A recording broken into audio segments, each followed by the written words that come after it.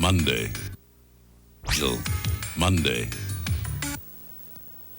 Next up on Eyewitness News at 6, Governor Perpich decides $23 million is going somewhere other than the University of Minnesota. Its connection to East Cliff and Ken Keller next. I'm Catherine Smith, live at the University of Minnesota. Coming up, I'll have reaction to Keller's resignation from some of the people who work here at the university. Plus, we're going to see how the mayor of Duluth is in big legal trouble. All of these stories next on Eyewitness News at 6. Motor Trend said, taking the wheel of the BMW 528e is more like piloting a precision aeronautical machine than a mere automobile. We just say, come for a test flight. Car and Driver said everyone should own a convertible at least once in a lifetime. Maybe the BMW is the one to own all through a lifetime. We just say, come for the test drive of your life. There's a thought that says it is indeed fortunate to have one's cup runneth over. Fortunate, unless your cup runneth over onto your silk blouse, your fine linen tablecloth, your wool slacks, whatever, wherever, which is precisely why we make Scotchgard Fabric Protector. It keeps ordinary spills from becoming extraordinary stains on virtually any fabric. Use Scotchgard Fabric Protector and let your cup runneth over.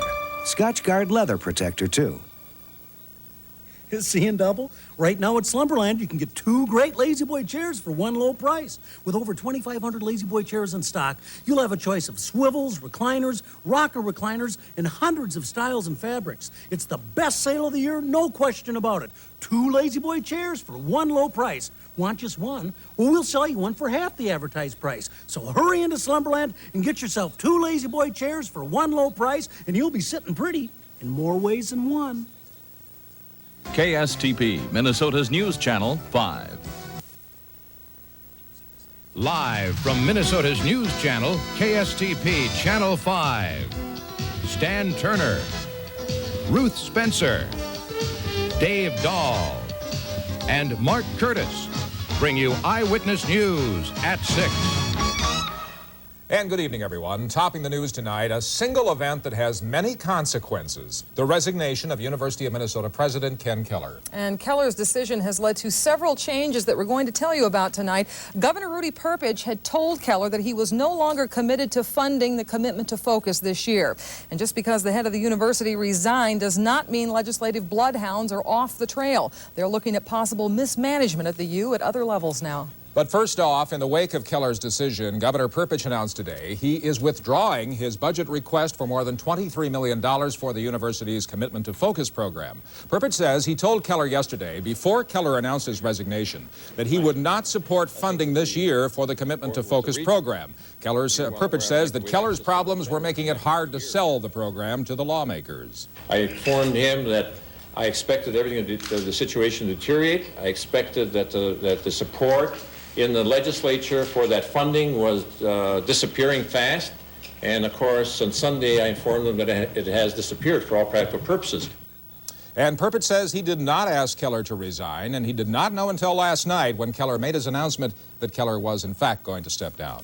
Now then, to the state capitol to see what state lawmakers are saying about all this. Lou Harvin is in St. Paul right now after talking to the lawmakers today. And Lou, what's the fallout up there after Keller's decision? Well, I'll tell you, state legislators here at the Capitol say they are more than happy to put Commitment to Focus on the back burner. In fact, some say they have planned to do that long before Keller's resignation. Now, some lawmakers I talked with today say although resignation by Keller today will mean a big difference in the way things are done, they say it doesn't really solve anything. Some state lawmakers say they now want to know if anyone else is to blame for the cost overruns at East Cliff. House Speaker Robert Vanasek wants a bigger independent investigation than the ones already done. Vanasek says there are still serious management problems at the U that have not been uncovered. I think that it's important for the Board of Regents now to continue with an investigation on the management at the University of Minnesota. House Minority Leader Bill Schreiber says he welcomes what he calls Keller's timely resignation, but doesn't think it's enough. Schreiber wants the legislature to hold any new monies for the university until further notice. But Quite frankly, I don't think the legislature is going to provide many additional dollars to the University of Minnesota for commitment to focus or any other programs until there's assurances that the university has its act together in terms of financial controls. So while Keller is out, the university's problems at the state capitol are far from over. The people expected to take the lead role now in restoring the university's image are the regents. And for that part of our team coverage, we'll go now to Catherine Smith, who is live on the U of M campus. Catherine? Well, Lou, you know, interestingly enough, a lot of the talk today here in the Board of Regents meeting room was about the university's future, not necessarily Ken Keller's departure. It was a tough day for a lot of people here on campus, tough for faculty members who've been supportive of the university's commitment to focus plan, and tough for the Board of Regents who now have a new job on their hands, finding a new president for this university. Regent David Lebedoff has been a supporter of Ken Keller's for a long time. Today, that hadn't changed. But Lebedoff says now the university needs to get on with business and that Keller's resignation will make that possible. I don't want any serious questions that have been raised to remain unanswered.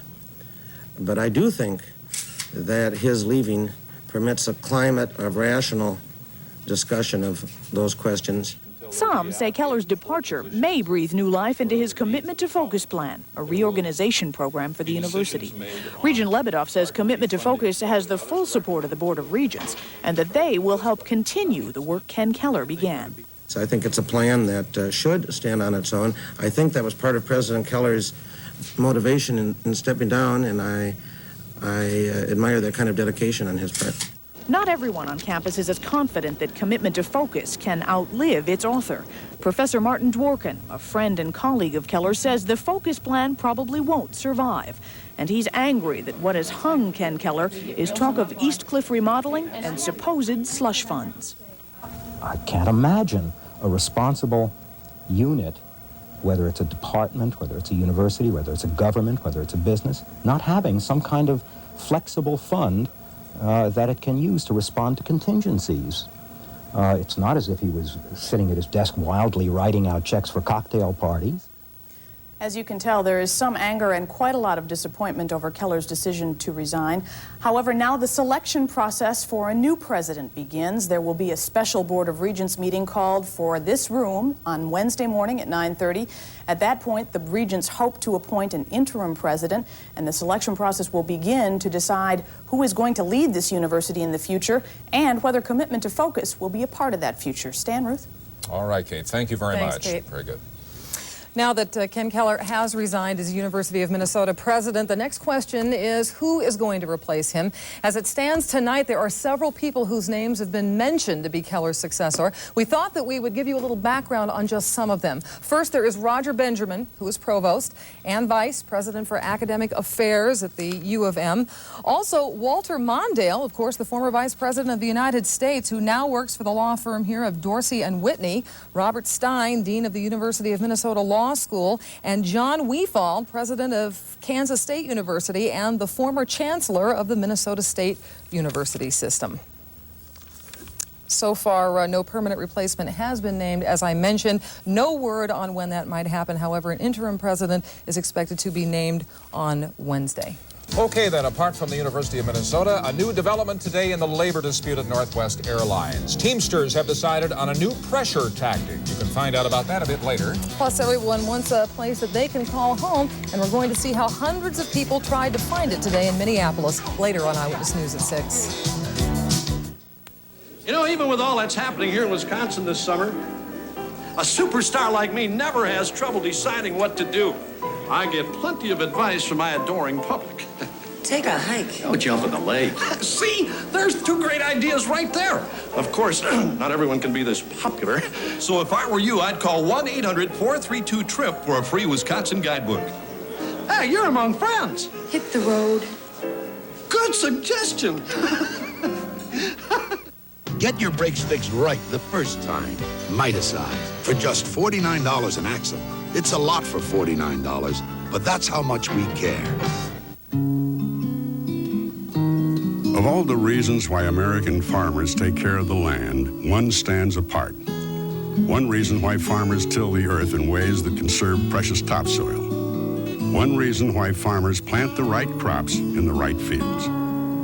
Because today, the American farmer knows his land will someday be his land. This message brought to you on behalf of the American farmer by the makers of dual herbicide. Mr. Smith, where were you the night of the 12th? The 12th? Were you or were you not at Baker's Square? I've never been to You were Baker's. eating one of the new chicken dishes, weren't you? No. Recognize this, Mr. Smith. No. It's Dijon chicken. Or this. No, Mushroom chicken. From Baker's Square? Aha, so you were there. No! Objection, badgering the witness. I was not. Order in the court! Order, I say! I'll order the Dijon chicken. I'll have a slice of the French silk pie. Baker's Square. Come for the food, stay for the pie. The mayor of Duluth says he is not going to resign, even though he's been charged now with swindling money and misconduct in office. Those were the charges filed against Mayor John Fido as he made his first appearance in St. Louis County District Court. Among some of the other charges against Fido, 19 counts of permitting false claims.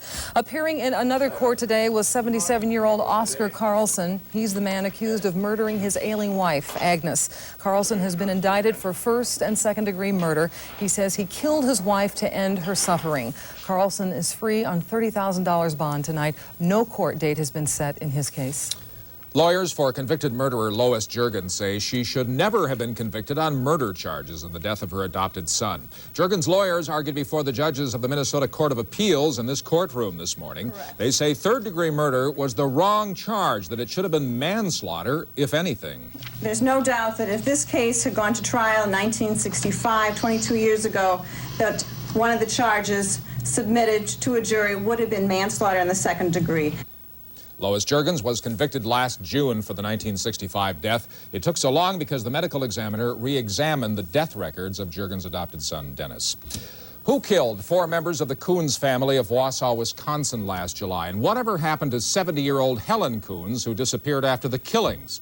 Well, the authorities are hoping that this pit will lead them to some answers. The Marathon County Sheriff's Office began excavating this site, looking for some kind of physical evidence that might help solve the crime. Police are not saying why they picked this site or what evidence they hope to find. The pit is about 30 miles from the Coons farmhouse where the murders took place. Most of us expect to have a safe, affordable home for our families. But for hundreds of Minneapolis families, that's only a dream. However, as John Wingate reports, some people are taking advantage of an opportunity to make that dream a reality. This might be considered part of the Twin City ghetto, housing that is often unsafe, unheated, and overpriced. Just ask Connie Clendenin. She and daughter Ashley are homeless, currently staying at a local shelter. The two live on less than $500 a month. And Connie says safe, affordable housing is out of reach. I've found places that either weren't clean enough even to have any child in, or that were too expensive for me, with one child and the income that we live on. Connie was among 200 people who applied for public subsidized housing in Minneapolis, and this was only the first day for applying. Demand is high for the 20 vacancies a month that come available, and applications are only taken once a year. Dawn and Juan Hoyo spend most of their money for a place to live. For the first time ever, they're jobless and seeking help from the city. Well, my husband's looking for a job. We're on AFDC right now, but he's looking for a job, and we get $650 a month, and most of it goes for rent. We're paying $500 for rent. If the Hoyo's family qualifies, they could get a subsidized home like this for under $100 a month. This is one of 1,600 family units operated by the city of Minneapolis. Safe, affordable, and in big demand by a growing number of needy families. Some of them are paying up to $200, $300, $400 in market rate apartments. And a place like this may be $100, $110. Because the demand for affordable housing is so great, some of the people applying today may not be able to move in for a year, maybe even longer. John Wingate, Channel 5 Eyewitness News. And applications for that subsidized public housing in Minneapolis will be taken for the next few weeks, and people who qualify will pay no more than 1/3 of their income for rent.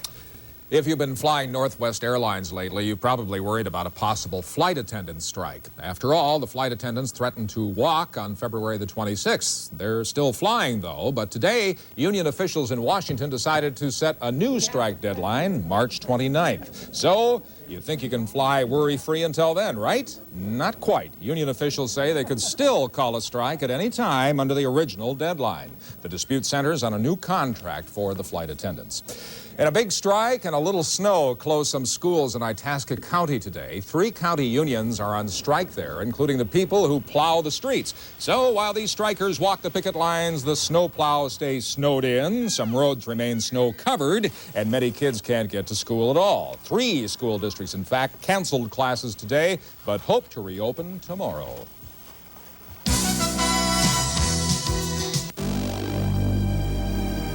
Canada thistle.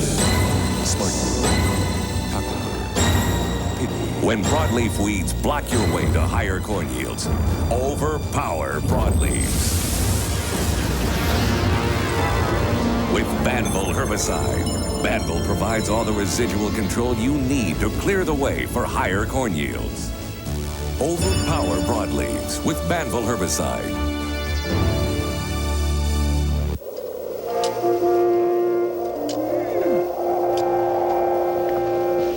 Hi. How did you get up here? In the amazing Isuzu Trooper